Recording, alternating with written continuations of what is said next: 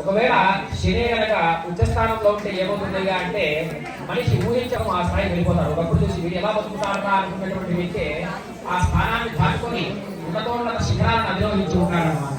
శని గ్రహం యొక్క ప్రభావం శని కనుక బాగుంటే అటువంటి ఫలితాలు కలుగుతాయి. అదేవిధంగా నవగ్రహాల్లో 8వ గ్రహము, అదేవిధంగా ఛాయాగ్రహాల్లో 1వ గ్రహం.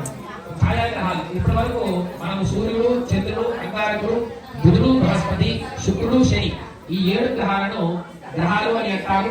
అదేవిధంగా రాహు కేతువులు మాత్రం ఛాయాగ్రహాలు అని అంటారు.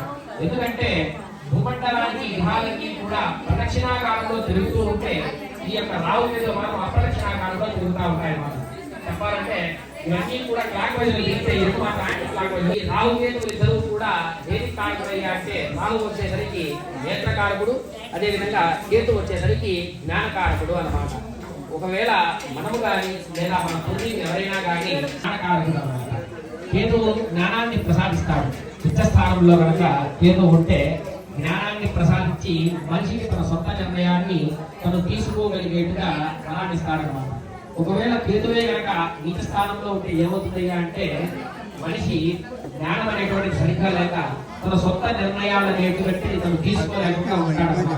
అంటే జ్ఞానరహితంగా ఉండేటువంటి గ్రహస్థితి వలన ఏమవుతుంది సమర్పిస్తాడు. అగ్నిగండము, వాహనగండము, జలగండము, వాయుగండము ఇత్యాది సమస్యలన్నీ కూడా కలుగుతూ ఉంటాయన్నమాట. పంచభూతాలనే కూడా వస్తూ ఉంటాయి. అగ్నిగండము, అదేవిధంగా జలగండము, వాయుగండం అంటే ఏమిటంటే శ్వాస సమస్యలు అనేది ఆక్సిజన్ అనేటువంటి సరిగ్గా తీసుకోలేకపోతాం. గాలి తీసుకోవడానికి చాలా ఇబ్బంది అవుతుంది.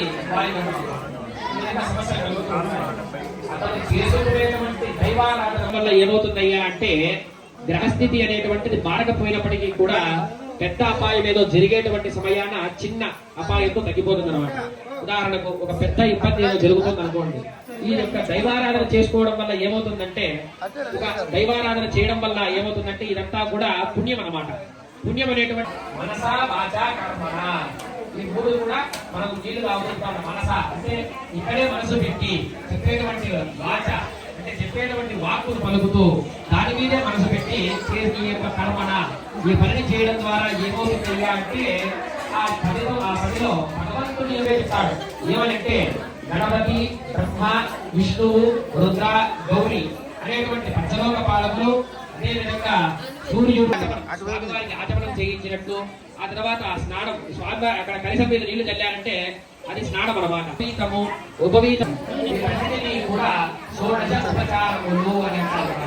షోడశోపచార పూజా విధానంలో భగవంతుడి యొక్క అర్చన చేయడం అంటే ఒకప్పుడు కాలం సందర్భంలో అతిథిని ఏ విధంగా చూపిస్తామో ఆ విధానం షోడశోపచార పూజా విధానంతో పూజించాలి అని చెప్పి స్వామివారు చెప్పారు. ఆ షోడశోపచార పూజా విధానంలో